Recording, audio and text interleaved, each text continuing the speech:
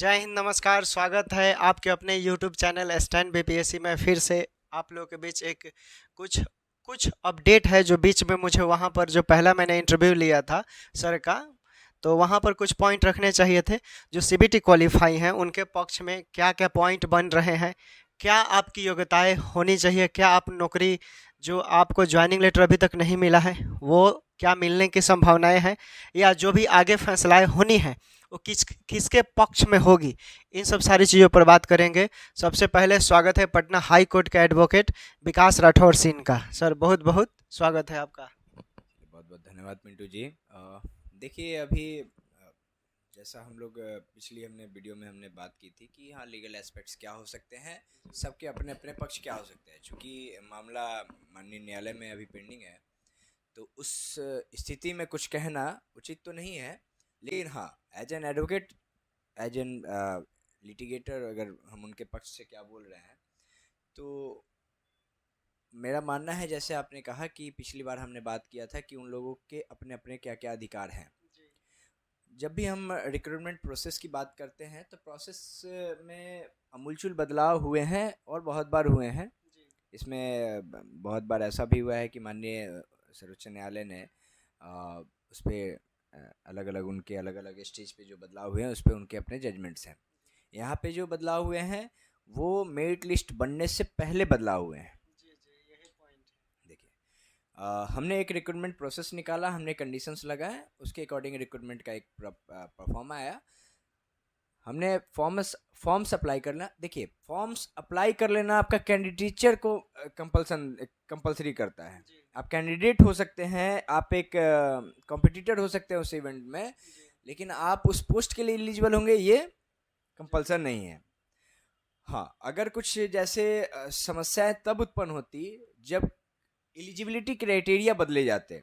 पहले कहा जाता कि 30 साल है, बाद में 40 साल कर दिया जाता, तो 30 साल के राइट्स को 30 साल वालों के राइट्स वहाँ पे इन्फ्रिंज होते, वहाँ पे हाँ बात माना जा सकता है। लेकिन रिक्रूटमेंट प्रोसेस के उस स्टेज में एडवर्टाइजमेंट को बदलना, उस प्रोसेस को बदलना, साथ में उसके लिए गवर्नमेंट का नोड होना, प्रॉपर एक एक्ट के थ्रू से चेंज करना, ये कहीं ना कहीं किसी के अधिकारों का हनन नहीं है। ये गवर्नमेंट की अपनी पॉलिसी थी। उन पॉलिसी के अनुसार उन्होंने एक क्वेश्चन यहाँ पर है सर, आपने बोला कि यहाँ पर गवर्नमेंट की किसी भी कैंडिडेट का हनन नहीं है। तो फिर ये जो संविदा वाले कैंडिडेट है जो जो कुछ लोग बहुत सालों से काम कर रहे हैं उसमें वो लोग क्वालिफाई नहीं किए हैं, तो उन लोग का यही कहना है कि ये हमारा फंडामेंटल राइट का उल्लंघन है, यही वो लोग विरोध देखिए कर क्या रहे हैं। है कि मेनली जब हम देखते हैं कुछ लोग जो कॉन्ट्रैक्ट पे आते हैं तो उनमें स्पेसिफिक उनके कंडीशन में कॉन्ट्रैक्ट में मेंशन होता है कि आप कितने टाइम के लिए, या अगर जो एक्सटेंशन होगा वो आपका परमानेंट नहीं होना है, ये फिक्स होता है पहले। जी ठीक है, वो कंडीशंस पे आते हैं। बाद में गवर्नमेंट क्या करती है कि उनके उनको उनको संरक्षित करने के लिए, उनको उनके राइट्स को सेफगार्ड करने के लिए कि आगे वो क्या करेंगे, इसके लिए भले ही परमानेंट कर दे, ये डिसीजन गवर्नमेंट के और पॉलिसीज के हैं। जी नहीं करेगी तो आपके अधिकार नहीं बनते हैं। आप उसके लिए प्रयास कर सकते हैं, गवर्नमेंट से अनुरोध कर सकते हैं, लेकिन ये आपके अधिकार हों ऐसा नहीं है। तो इसमें सर और जैसे कि पॉइंट जैसे कि बोले कि संशोधन वाली बात है, तो उस संशोधन वाली बात में बहुत लोगों को अभी डाउट हो रहा है कि संशोधन प्रक्रिया को ही नहीं समझ पा रहे हैं लोग। तो एज ए आप एडवोकेट सपोज कीजिए कि आप सीबीटी क्वालिफाई के लिए कुछ सन के लिए आप एडवोकेट हैं, अभी आप कोर्ट में हैं और आप केस लड़ रहे हैं, जज साहब आपके सामने हैं, तो वैसा पॉइंट क्या होना चाहिए आपके अनुसार? कोई भी एक्ट या कोई भी रूल्स आते हैं वो गवर्नमेंट के द्वारा आते हैं। गवर्नमेंट जहाँ पे, देखिए हमारा कानून कहाँ बनता है, अगर राज्य की कानून है तो वो विधानसभा में बनती है। तो जिस प्रोसेस से कानून बनने का प्रक्रिया है उस प्रोसेस से हमारे यहाँ एक्ट आते हैं। ये हमारे यहाँ इलेक्टेड रिप्रेजेंटेटिव्स हैं जो कानून बनाने में उसका एक प्रॉपर प्रक्रिया के तहत कानून को बनाया जाता है या निरस्त किया जाता है। उस प्रक्रिया के तहत कोई कानून आता है, कोई रूल्स रेगुलेशंस आते हैं जो पब्लिक डोमेन में आते हैं, तो उसको चैलेंज तो आप कर सकते हैं कि हाँ जो ये प्रक्रिया अपनाया गया है ये किसी व्यक्ति के अधिकारों का हनन है। ये तब हो सकता है जब आप फंडामेंटल राइट्स के जो भी किसी भी आर्टिकल में आएंगे, तो फंडामेंटल राइट्स का हनन इस रूल्स के चेंज होने में अगर कंडीशंस के चेंज, रिक्रूटमेंट के प्रोसेस को चेंज करने में अगर जो आए हैं, रूल्स आए हैं यही ना, कि रिक्रूटमेंट प्रोसेस पहले था कि मार्क्स बेसिस पे किया जाएगा, एक्सपीरियंस और वो जो थे, बाद में एंट्रेंस दे दिया गया। तो मार्क्स बेसिस पे होना और एंट्रेंस का होना, इसमें कौन से अधिकार का हनन हुआ है, ये थोड़ा सा समझना ज़्यादा जरूरी है। एक बात बताइए, हम एक कैपेबल, अभी शिक्षकों का हो रहा है, बीपीएससी एग्जाम से ले रहे हैं जो पहले वाले, हमें तो लगता है कि किसी पद पे कार्य करने वालों की दक्षता की जांच बार बार और बीच में होती रहनी चाहिए, है ना। दक्षता की जांच होनी चाहिए।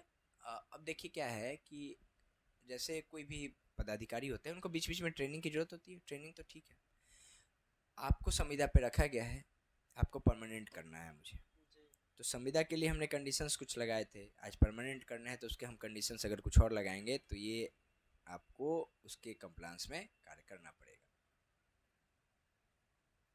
तो सर इसमें जैसे कि कुछ लोग और बोल रहे हैं, जो भी हमारे सीबीटी क्वालिफाई एनएम सिस्टर हैं, उनका कहना है कि हमारे जो एडवोकेट हैं पीके साहिब, बिहार के महाधिवक्ता हैं, तो वो बार बार क्या कर रहे हैं कि पक्षी इन लोग के जो भी दस्तावेज हैं वो प्रस्तुत नहीं कर पा रहे हैं और बार बार डेट ले रहे हैं, डेट पर डेट ले रहे हैं। तो इस तरह डेट पर डेट लेंगे तो फिर क्या एक्टिविटी होगा फिर ऐसे? क्या है कि महाधिवक्ता हैं, वो सरकार की तरफ से रिप्रेजेंट कर रहे हैं ना, इनके तरफ से थोड़ी कर रहे हैं। तो सरकार के रिप्रेजेंटेटिव हैं, हमारे भी रिप्रेजेंटेटिव होंगे, वहाँ एडवोकेट होंगे। तो क्या है कि कोर्ट प्रोसेस में कोर्ट डिसीजन लेगा ना।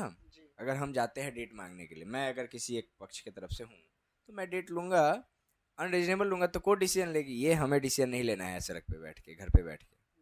इस बात को समझ, देखिए न्यायालय की प्रक्रिया में दखलंदाजी करने की जरूरत नहीं है। अधिवक्ता क्या कर रहे हैं और कोर्ट देख रही है ना, अधिवक्ता क्या कर रहे हैं। महाधिवक्ता हो, सरकार की तरफ से हो या कोई हो, किसी को फेवर नहीं किया जाता है, न्यायालय में न्याय होता है। इस बात पे विश्वास रख के दोनों ही पक्षों को इस पे विश्वास बनाए रखना चाहिए। अपने पक्ष रखिए आप अच्छे बेहतर तरीके से। एक और प्रश्न है, जैसे कि कुछ लोग बोल रहे हैं का जो कॉन्टेक्ट बेसिस वाले हैं या जो भी कॉन्टेक्ट बेसिस के हमारे एडवोकेट साहब हैं, माननीय जो भी लोग एडवोकेट हैं, उनका कहना है कि जो न्यायालय ने फैसला सुनाया है उस पर संशोधन होने के कोई चांस ही नहीं है। इस पर क्या ये मत सही है? देखिए संशोधन होने के चांस नहीं, ये देखिए न्यायालय में क्या होगा, जब वो पहले से बोल देना बहुत गलत बात है। कि हम एज एन एडवोकेट जब हम किसी पक्ष का पक्ष रखते हैं तो वैसे सिचुएशन में हम क्या कहेंगे, हमारा पक्ष क्या है ये हम बता सकते हैं, कोर्ट का डिसीजन क्या होगा ये हम नहीं बता सकते हैं, और ये बताना अनुचित है। तो इस बात को समझिए। अभी न्यायालय क्या निर्णय लेगी इस पे हमें कुछ भी कमेंट इतना तो सर लग सकता है ना कि जैसे कि मान लीजिए जो भी फैसलाए हुए हैं, जो पटना हाई कोर्ट में जो सुनवाई हुआ है जिसमें वो रिजल्ट आया है, क्या उस रिजल्ट में पलटवार हो सकता है या नहीं 2 अप्रैल को? पक्षों की अगर बात करूं मैं तो देखिए पहले जो जिस तरीके से माननीय न्यायालयों के निर्णय रहे हैं और अलग अलग रिक्रूटमेंट प्रोसेस के जो केसेस के जजमेंट हैं, उनके अवलोकन से यह ज्ञात होता है कि जिस स्टेज में यहाँ पे बदलाव हुए हैं, यहाँ पे किसी के अधिकार का हनन नहीं हुआ है। अगर कुछ नुकसान हुआ है किसी को तो वो एक समय का है। और प्रोसेस में तो आप देखते हैं कि हमारे यहाँ जब प्रोसेस जो होता है रिक्रूटमेंट प्रोसेस है, उसमें डिलेज होते हैं, रीजन उसके लिए स्टेट देती है। सरकार अगर होगा तो कंपेंसेशन ज़्यादा से ज़्यादा दे सकती है कि भाई जिनका समय लग गया या कुछ पैसा लग गया होगा, लेकिन मुझे लगता है कि पैसा भी वापस हुआ होगा जिन्होंने फॉर्म भरा होगा। नहीं, अभी पैसा वापस नहीं हुआ है। तो इसके लिए लड़ सकते हैं, ये अधिकार बनता है कि भाई हमने पैसा भरा, हमारा ये पैसा गया, ये हाँ इसके लिए लड़िए। लेकिन आप पद के लिए लड़ेगा जिस पद पे अभी रिक्रूटमेंट ही नहीं हुआ है, प्रोसेस कंप्लीट ही नहीं हुआ है, तो वो अनुचित है। जी।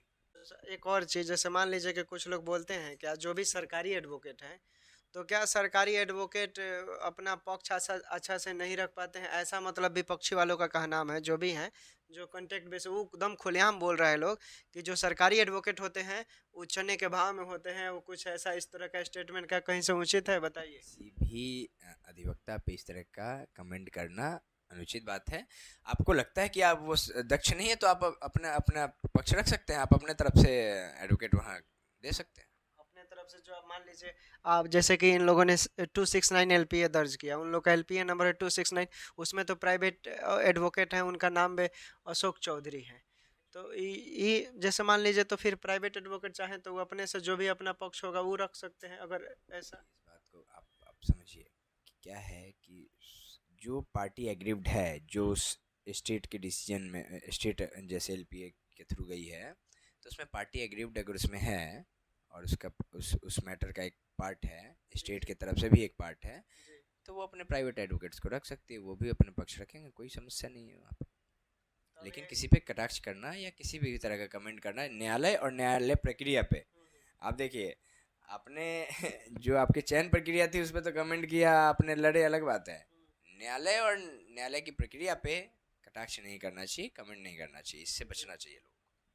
चलिए, तो आप समझ गए, यही था। जो भी 2-3 पॉइंट बने थे वो पॉइंट आप लोग के बीच रखा गया, और जो भी फैसला होता है 2 अप्रैल को, 2 अप्रैल के फैसला जो होगा वही सर्वमान्य होगा और मानना ही पड़ेगा, ठीक है। अप्रैल को तो मुझे लगता है फाइनल जजमेंट नहीं आना है। 2 अप्रैल को भी फाइनल जजमेंट नहीं आ। ये आप नहीं कह सकते, जब तक प्रोसेस सभी चलेगा तब तक हमको लग रहा है कि इसमें 2-3 और के डेट बढ़ेगा। लगेंगे, मुझे लगता है कि डेट्स होंगे। अभी तो रिस्पांस से जाएंगे, स्टेट के अलावा जो भी पार्टीज उसमें आप रिस्पोंडेंट्स होंगे उनके अपने रिस्पांस आएंगे, उनके अपने रिप्रेजेंटेटिव्स आएंगे, फिर उसके बाद क्या होगा, सबके बहस होंगे, तो फाइनल कंक्लूजन कब होगा ये डेट्स अभी अभी मतलब कुछ कहा नहीं जा सकता, एक डेट पर नहीं बोला जा सकता है।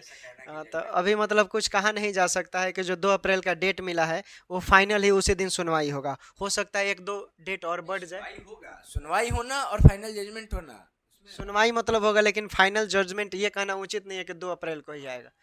अब वो तो न्यायालय के हाथ में है, क्या करता है।